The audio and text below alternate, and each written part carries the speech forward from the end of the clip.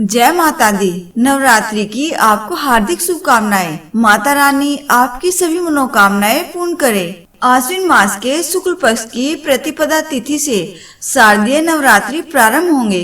नवरात्रि के 9 दिन भक्ति और साधना के लिए बहुत ही पवित्र माने गए हैं। प्रथम नवरात्र पर माँ शैलपुत्री की पूजा की जाती है। माँ दुर्गा की पूजा से मनोवांछित फल की प्राप्ति होती है और जीवन के सारे दुख दर्द दूर हो जाते हैं। शैलपुत्री देवी दुर्गा के 9 रूप में पहले स्वरूप में जानी जाती है। ये ही 9 दुर्गाओं में प्रथम दुर्गा है। शैलपुत्री हिमालय की पुत्री है और हिमालय पर्वतों का राजा है। वह अडिग है, उन्हें कोई हिला नहीं सकता।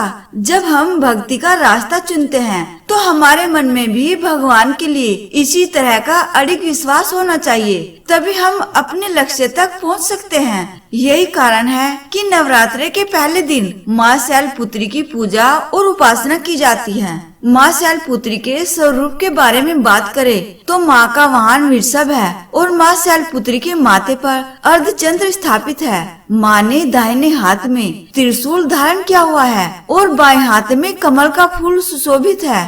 माँ शैलपुत्री की पौराणिक कथा में माँ दुर्गा अपने पहले स्वरूप में शैलपुत्री के नाम से पूजी जाती है। पर्वतराज हिमालय की पुत्री होने के कारण इनका नाम शैलपुत्री पड़ा। अपने पूर्व जन्म में यह प्रजापति दक्ष की कन्या के रूप में उत्पन्न हुई थी, तब इनका नाम सती था। इनका विवाह भगवान शंकर जी से हुआ था। एक बार प्रजापति दक्ष ने एक बहुत बड़ा यज्ञ का आयोजन किया।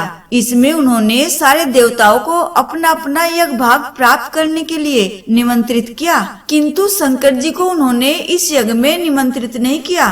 सती ने जब सुना कि उनके पिता एक अत्यंत विशाल यज्ञ का अनुष्ठान कर रहे हैं, तब वहाँ जाने के लिए उनका मन विकल हो उठा। अपनी यह इच्छा उन्होंने शंकर जी को बताई। सारी बातों पर विचार करने के बाद उन्होंने कहा, प्रजापति दक्ष किसी कारणवश हमसे रुष्ट है। अपनी यज्ञ में उन्होंने सारे देवताओं को निमंत्रित किया है, किंतु हमें जानबूझकर नहीं बुलाया है। कोई सूचना तक उन्होंने नहीं भेजी है। ऐसी स्थिति में तुम्हारा वहाँ जाना किसी भी प्रकार से उचित नहीं होगा।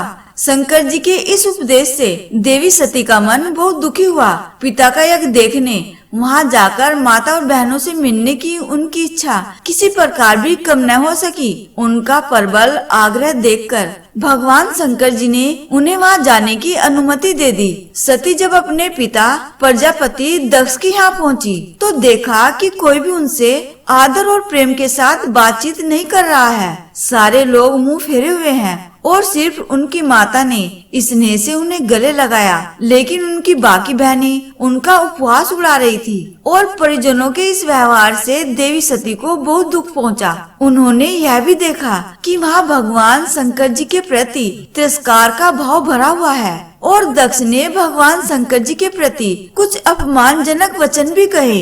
यह सब देखकर सती का हृदय दुख, ग्लानि और क्रोध से भर उठा। उन्होंने सोचा, भगवान शंकर जी की बात न मानकर यहाँ आकर मैंने बहुत बड़ी गलती की है।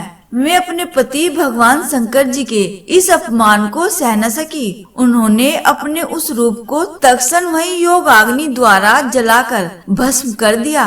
वज्रपात के समान इस दारुण दुखद घटना को सुनकर शंकर जी ने क्रोध होकर अपने गणों को भेजकर दक्ष के उस यज्ञ का पूर्णतः विध्वंस करा दिया। सती ने योगाग्नि द्वारा अपने शरीर को भस्म कर अगले जन्म में शैलराज हिमालय की पुत्री के रूप में जन्म लिया।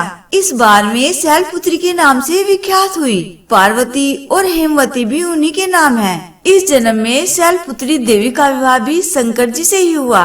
पूर्व जन्म की भांति इस जन्म में भी वे शिव जी की ही अर्धांगिनी बनी। 9 दुर्गाओं में प्रथम शैलपुत्री दुर्गा का महत्व और शक्तियाँ अनंत है। दोस्तों, नवरात्रि के दूसरे दिन की कथा सुनने के लिए आप चैनल को सब्सक्राइब कर दीजिएगा और वीडियो को लाइक करके दोस्तों को शेयर कर दीजिएगा और कमेंट बॉक्स में लिखना न भूले। जय माता दी।